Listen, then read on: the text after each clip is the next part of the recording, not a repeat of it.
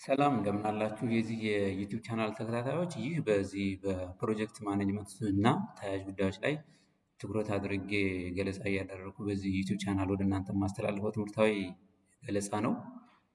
እንግዲህ ይህን የዩቲዩብ ቻናል ከፍቼ በዚህ በፕሮጀክት ማኔጅመንት ዙሪያ ላይ የተለያዩ ገለጻዎችን እያደረጉ ማስተላለፍ ከጀመርኩ ኦልሞስት ወደ 2 ወር እየሆነ ነው። ከ45 በላይ የሚሆኑ ቪዲዮዎችንም እንዲለቀቁ አድርጌያለሁ። እዛ ላይም እንግዲህ ብዙዎቻችሁ የማየት እድል ገጥሟችኋል ብዬ አስባለሁኝ።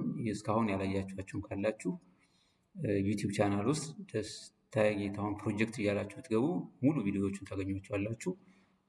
ጠቃሚ ነገሮችን፣ እውቀቶችንም መረጃዎችን ታገኙባቸዋላችሁ እና እንድትጠቀሙበት ነው። እንደዚሁም ለሌሎችም ተደራሽ እንዲሆን ላይክ፣ ሼር፣ ሰብስክራይብ ማድረግም አትርሱ። ኮሜንቱም ካላችሁ ኮሜንት ስጡበት። ይህ በዚህ ተጠናክሮ ነው የሚቀጥለው። እንግዲህ ከኔ የሚጠበቀው ያለችኝን ትንሽ እውቀት ያለችኝን ግንዛቤ በምችለው ልክ ቴክኖሎጂን ተጠቅሜ ወደ እናንተ ማስተላለፍ ነው። ከዛ በኋላ መጠቀም፣ አስፈላጊውን መረጃ መውሰድ፣ ለራስ በሚመች መልኩ ማዘጋጀት ደግሞ የእናንተ የአድማጮችና የተመልካቾች ድርሻ ነው እና ይህንን መልእክት ማስተላለፍ ፈልጋለሁ። ብዙዎቹ ቪዲዮዎችን ሳያቸው ብዙዎቹ ተመልካች እያገኙ አይደለም። እንግዲህ በሂደት ሁሉ ነገር ጊዜውን ጠብቆ ይሆናል ብዬ አስባለሁ። የዛን ሰዓት ተፈላጊነቱ እየጨመረ ይሄዳል ብዬ አስባለሁ። ጅምርም ስለሆነ ብዙም ሰው ስላልተዋወቅ ሊሆን ይችላል። ወደፊት እየሰፋ ሲሄድ፣ ጠቃሚነቱን እየተረዳ ሲሄድ ብዙ ተመልካችም ያገኛል ብዬ አስባለሁኝ። የኔም ሀሳብ እንደዛ ነው እና እኔ ግን በዚሁ መልኩ በፕሮጀክት ማኔጅመንት ዙሪያ ላይ ያለውን ነገር አጠናክሬ ገለጻዬን የምቀጥል ነው የሚሆነው። በድጋሚ ላይክ፣ ሼር፣ ሰብስክራይብ ማድረግን አትርሱ። እንጠቀምበት ቴክኖሎጂውን ለዚህ እንዲሁ ሌላ ዝም ለተራ ላልባልታ የምንጠቀምበት ለእንዲህ አይነት ነገር ብንጠቀምበት ብዙ ነገር አንዱ ከአንዱ ልምድ ያገኛል እና ይሄ መበረታት ያለበት ነው። ሌሎችም እንደዚሁ እውቀቱ ያላችሁ በሌሎች ዘርፎች ላይ እንደዚህ አይነት መልኩ እንትን ብንል ጥሩ ነው። እንደው አብዛኛውን ጊዜያችን በመዝናኛ እንደዚሁ በቀልድ ማህበራዊ ሚዲያውን ከማናጨናንቀው በእንደዚህ አይነት መልኩ ላይም እንትን ብንል ሌሎቻችንም ተመልካቾቻችንም ብዙሃኖቹ ይህንን መከታተል ላይ ልምድ ቢኖረን ይሄ በጣም ወሳኝ ነው። ምንም ወጪ ሳያወጡት በትንሽ የኢንተርኔት ክፍያ ብቻ በመክፈል እዛ ሞባይል ላይ ወይም ላፕቶፕ ላይ መጠቀም ቀላል ነገር አይደለም። ያደለው ብዙ ገንዘብ አውጥቶ መጽሐፍ ገዝቶ ብዙ ነገሮችን ለመጠቀም ጥረት ያደርጋል እና ይህንን ማሳሰብ ፈልጋለሁ።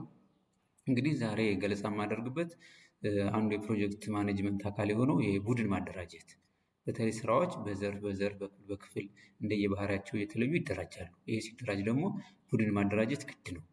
ሁሉም ዙ ላይ አንድ ድርጅት ወይም አንድ ፕሮጀክት ስታፍ በአንድ ተጃምሎ ስራ አይሰራም።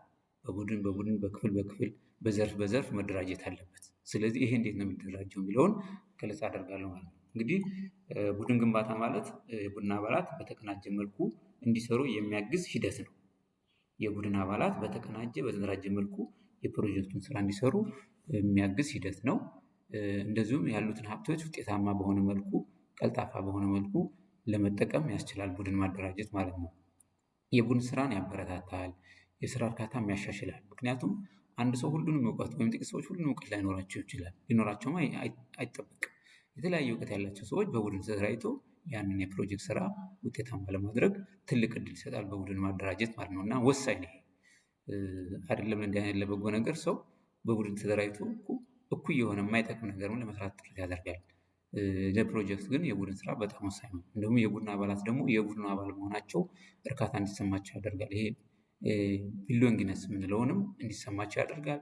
እንደዚሁ በራሳቸው እንዲተማመኑ፣ በራሳቸው አቅም ኮንፊደንስ እንዲኖራቸው ያደርጋል እና ቡድን ይህን ሁሉ ጠቀሜታ ያለው ምክንያቱም የተለያዩ እውቀት ያላቸው፣ ልምድ ያላቸው፣ አመለካከት ያላቸው ሰዎች በጋራ ሆነው ሲሰሩ አንዱ ከአንዱ የመማር ዕድል ሰፊ ነው እና ይሄ በጣም ወሳኝ ጉዳይ ነው። ይሄ በፕሮጀክት ማኔጅመንት በፕሮጀክት ስራ ላይ በጣም ወሳኝ ነው። በሌላ ተቋም ስራ ላይ ሌላው በእንግሊዝኛው እንኳን ቡድን ነው የሚባለው ሁለቱም፣ ግን በአማርኛው ቡድን ነው የሚባለው ሁለቱም። በእንግሊዝኛው ግሩፕ እና ቲም ልዩነቱ ምንድን ነው የሚለው መጠነኛ ልዩነት አላቸው። ቲም የምንለው አባላቱ ተመሳሳይ ወይም ተዛማጅ እውቀት፣ ልምድና ክህሎት ያላቸው ናቸው። በቲም ደረጃ ቲም ተብሎ የሚገለጸው አባላት ተመሳሳይ እውቀት፣ ልምድና ክህሎት ያላቸው ናቸው። በአንድ የጋራ ዓላማ ላይም ይሰራሉ በቲም ደረጃ ሲደራጁ። ግሩፕ ግን አባላቱ የተለያየ እውቀት፣ ልምድና ክህሎት ሊኖራቸው ይችላል። የተለያየ እውቀት፣ ልምድና ክህሎት ሊኖራቸው ይችላል። የግድ የጋራ ዓላማ ወይም የተቀናጀ ስራ ኃላፊነት ሊኖራቸው አይጠበቅም። ሊያገደዱ ይችላሉ በግሩፕ ላይ እና ቲምና ግሩፕ የምንለው ይሄ ነው ልዩነቱ። በአማርኛው ሁለቱም ቡድን ነው የሚባለው። እንግዲህ የቡድን ግንባታ ወይም የቡድን ማደራጀት የራሱ ሂደት አለው፣ ሂደቶች አሉት። ሂደቶቹ ምንድን ናቸው የሚለውን ስናይ አንደኛው መመስረት ነው። ፎርሚንግ የምንለው ቡድንን መመስረት ነው። በዚህ ሂደት ላይ አባላት አዲስ ስለሆኑ እርስ በርስ በቂ ትውውቅ አይኖራቸውም። ስለ ቡድን ዓላማና ኃላፊነት መረዳት ይጀምራሉ። ሲደራጁ ስለ ቡድን ዓላማና ኃላፊነት መረዳት ይጀምራሉ። ግን አዳዲስ ናቸው። እርስ በርስ በቂ ትውውቅ አይኖራቸውም። በዚህ መመስረት በሚለው ሂደት ላይ ፎርሚንግ በምንለው ላይ ቀጥሎ ያለው ሂደት መጋጨት ነው ወይም መሟገት ይጀምራሉ። ስቶርሚንግ የምንለው ማለት ነው። በዚህ ሂደት ደግሞ በአባላት መካከል የአስተሳሰብ፣ የአመለካከት ወይም የስልጣን ልዩነት ሊመጣ ይችላል። ምክንያቱም የተለያየ ልምድ፣ እውቀት ያላቸው ስለሆኑ በዚህ ጉዳይ ላይ መታወቅ ሲጀምሩ የአስተሳሰብ፣ የአመለካከት ወይም የስልጣን ልዩነት ሊመጣ ይችላል። አንዳንድ አባላት በቡድን ውስጥ ትንንሽ የራሳቸውን የሆነ ቡድን ሊመሰርቱ ይችላሉ። በዚህ በመጋጨት ሂደት ውስጥ በዚህ ስቶርሚንግ በምንለው ሂደት ውስጥ ማለት ነው። ይህ አንደኛው ነው። ሶስተኛው ሂደት መመደብ ነው ወይም ደንብ ማቋቋም ነው። እዚህ ላይ ኖርሚንግ የምንለው አባላት ተቀራርበው በመወያየት የቡድን ደንቦችና መመሪያዎች ያቋቁማሉ። አሁን እየተግባቡ ነው። ስለዚህ የሚተዳደሩበትን፣ የሚመሩበትን ደንቦች፣ መመሪያዎች፣ አሰራሮችን መመስረት፣ ማቋቋም ይጀምራሉ ማለት ነው። ከዛ ወዲህ መተማመንና ትብብር መጨመር ይጀምራሉ። እዚህ ላይ ይጨምራል ትብብራቸው፣ እገዛቸው፣ እርስ በርስ መተጋገዛቸው እዚህ ላይ ይጨምራል። መመደብ፣ ምደባ፣ ማቋቋም ኖርም። በዋናነት ላይ ግን አሰራር ጋይድ የሚያደርጋቸውን ነገር የመስራት ስራ ይሰራሉ ማለት ነው። አንደኛው ሶስተኛው ሂደት ይሄ ነው። ሌላው አራተኛው አፈጻጸም ነው። አፈጻጸም ማለት ቡድኑ በሙሉ በተቀናጀ ሁኔታ ወደ ስራ የሚገባበት ሂደት ነው። ቡድኑ በተቀናጀ ሁኔታ ወደ ስራ የሚገባበት ሂደት ነው። እያንዳንዱ አባል በራሱ የተሰጠውን ተግባር በትኩረት ያከናውናል። እዚህ ላይ እንግዲህ በደንብ እየተዋወቁ ነው። በተቀናጀ ስራ ወደ ስራ ይገባሉ። እያንዳንዱ አባል የራሱን ኃላፊነት ለመወጣት ጥረት ያደርጋል። ቡድኑ ትብብር፣ አንድነትን፣ ውጤታማነት ከፍ እያለ ይመጣል ማለት ነው። በዚህ ሂደት ላይ አፈጻጸም ወይም ፐርፎርሚንግ በምንለው። ሌላው አምስተኛው መበታተን ነው። ይሄ መጠናቀቅ ማለት ነው። እንግዲህ ይሄኛው ደግሞ አጆርኒንግ ወይም አጀስቲንግ የምንለው። በዚህ ሂደት ላይ የቡድኑ አባላት በተሳካ ወይም ስራው ከተጠናቀቀ በኋላ ቡድኑ ይበተናል።